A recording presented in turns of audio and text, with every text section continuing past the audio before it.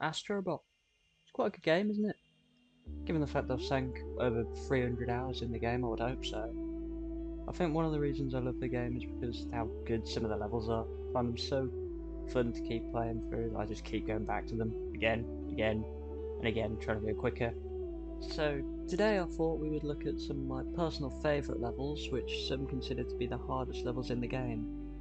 Those being the challenge levels.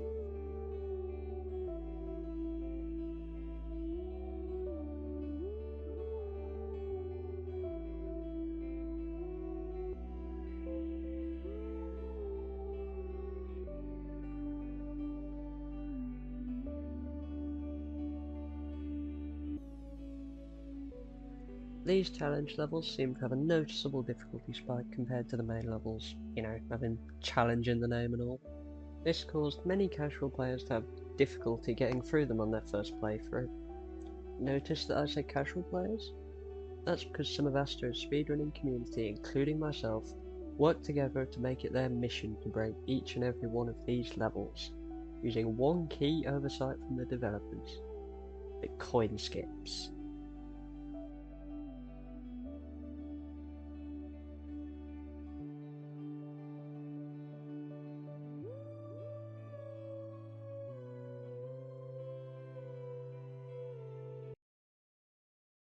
Start off with, the challenge levels were just like any other levels, but a little bit more straightforward and, as mentioned, that little bit more challenging.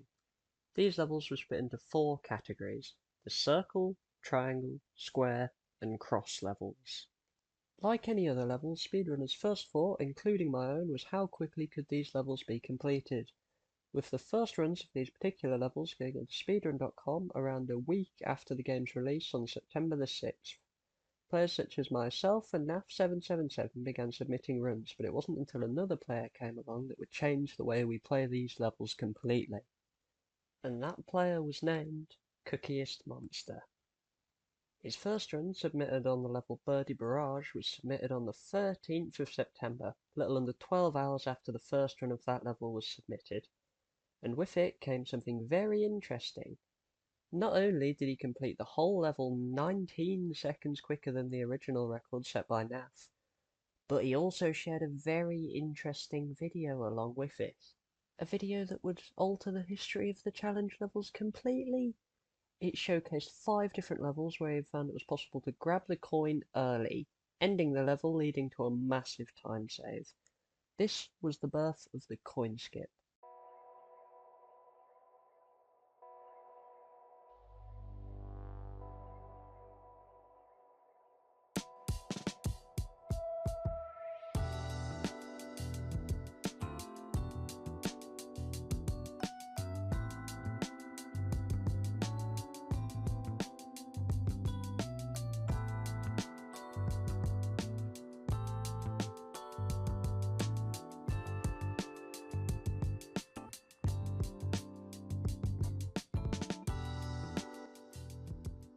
These levels included Swinging Centuries, Ropeway Rally, Boing Bonanza, and Splashing Sprint, all of which lowered their respective levels by a number of seconds, ranging from just 2 seconds on Boing Bonanza to 15 seconds on Ropeway Rally. It was clear that these coin skips were the future of the challenge levels, and who knows how many would be found and how low some of these times would get.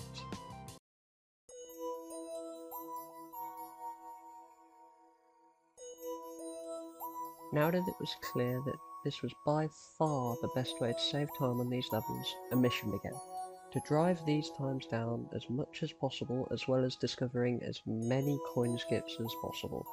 This wouldn't take long. As a result of Cookie Monster's findings and subsequent taking of records, NAF fought back, and by the 14th of September he had taken all the levels back, while also finding a coin skip of his own on Pumpkin Peril, helping lower that record by nearly 10 seconds through the use of 2 precise jumps predicting the path of the UFO, allowing him to get that record for himself.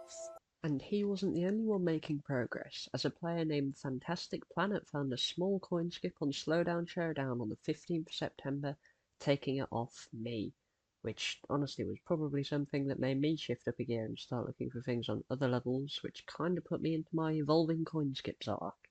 Instead of finding the coin skips, my role in all of this was pretty much finding existing coin skips and changing and improving the strategies to help drive the times down as much as physically possible.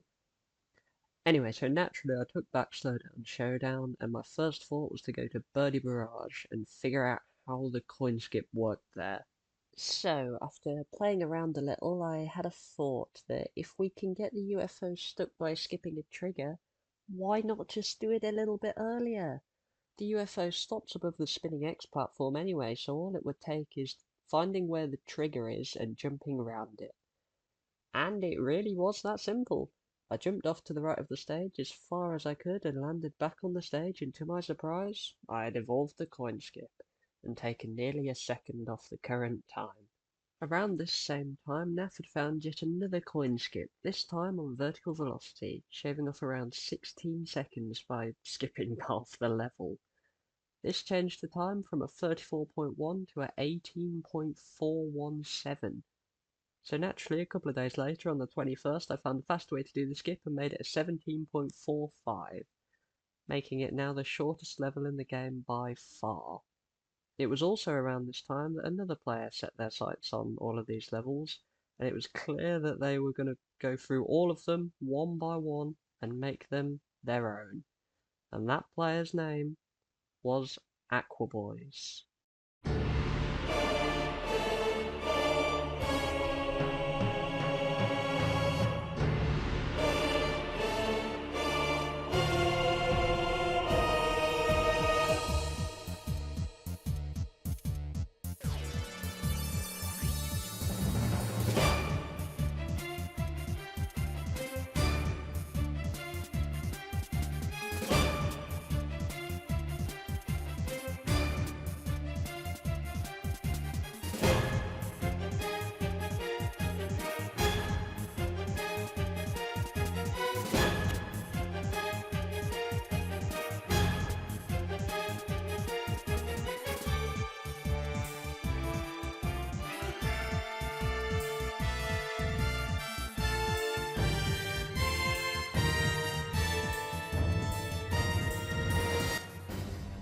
With 8 out of the 16 challenge levels having coin skips, the obvious goal was to continue finding coin skips until we reached the limit and had one for every level.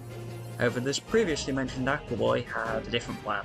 And the plan was quite simple, just be faster than everyone else, which is exactly what he did.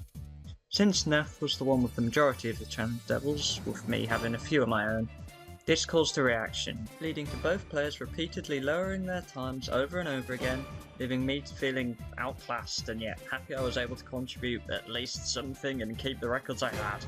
The majority of these were simply just taken by better lines and just generally being faster one way or another, with minimal changes other than barely clipping the trigger of the UFO and Birdie Barrage, allowing it to run into you instead of it getting stuck. Something I lowered was my Slowdown Showdown time after getting inspiration from that record by Neff. It wasn't until the 24th of September until a new coin skip was eventually discovered on Rolling Rampage, this time being discovered by me for once, with Aqua getting the assist. I found that you could jump off the second flower while keeping the first one, allowing you to have a flower up where you weren't intended to. While testing this, I was talking with both Nath and Aqua had the idea to get the coin early. After a few attempts, I managed to get it fairly easily. That was another level ticked off the list, and that kicked off the final push to get some more coin skips on the levels that didn't yet have them. It didn't take long, as the next day both Nath and Aquaboy found one each, with Aqua finding the To The Beat coin skip, saving roughly 8 seconds, and Nath finding the one of Fragile Frenzy, saving about a second. This left 5 levels without a skip, and once they were found, the mission for 16 out of 16 coin skips would be complete. So on the 29th, Nath once again found another one, this time on Cut and Grind, taking the record from 21.1 to 20 seconds. This later will be evolved and taken down to a sub 19 thanks to a new strategy found by Spiraline31. This left one level for each shape. Sadly, after this, things would slow down on the finding front. But it's not like we weren't trying. Something else had simply appeared, which grabbed at least my attention, and that was the challenge level gauntlet.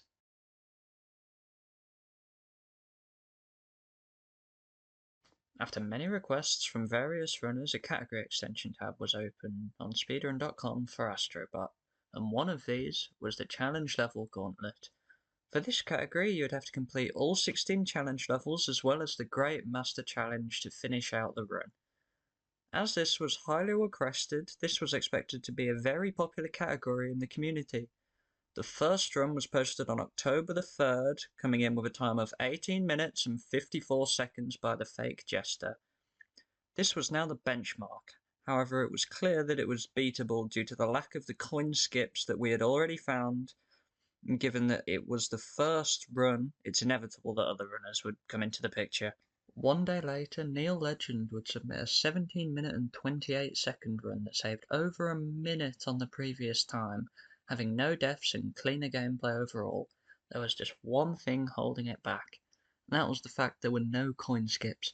It was clear that if one of the players that knew these skips decided to attempt this category, they would have a massive advantage over all the players that didn't, and therefore save a great amount of time.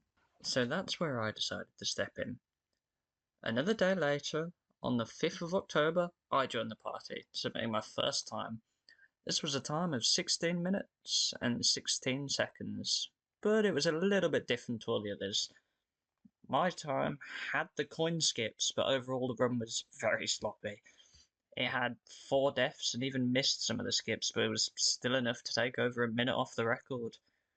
It would be difficult to take the record back without using the skips, so unless a player that used them attempted the category other than me, I would be in a good position. But knowing that fact, I didn't want to stop. I knew Nath or Aqua could attempt this and easily beat it, and I didn't want that, so I kept going. So 5 hours later, I took a minute off, and then a day later, I took 30 seconds off, and an hour later, another 20.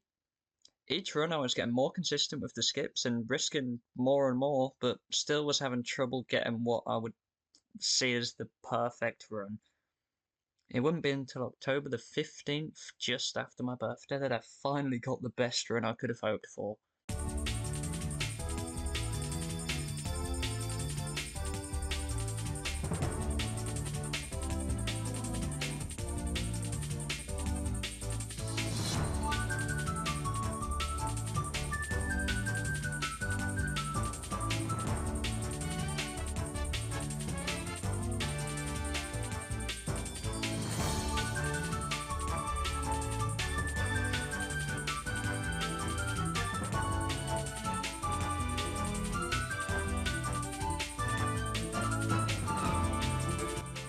"13 minutes and 41 seconds, over 3 minutes ahead of the rest of the competition.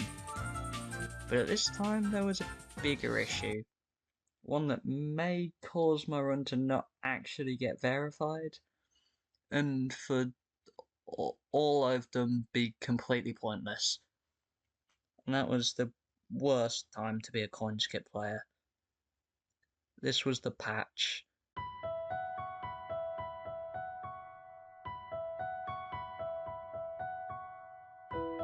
On October 17th, patch 1.005 was released with the introduction of Astrobot network speedrun levels, and more specifically, building speed. This patch brought the first 5 speedrun levels into the game that would all have an in-game timer and leaderboards, similar to its predecessor Astro's Playroom. But clearly this had come at a cost, at the cost of the coin skips.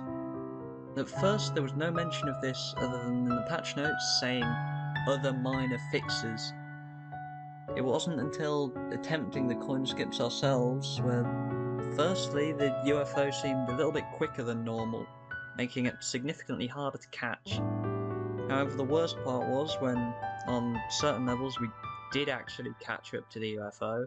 We just ended up phasing right through it, which was, when discovering the first time, was heartbreaking. And with that, the coin skips were gone. This meant that the speedrunning mods on speedrun.com effectively had a nightmare.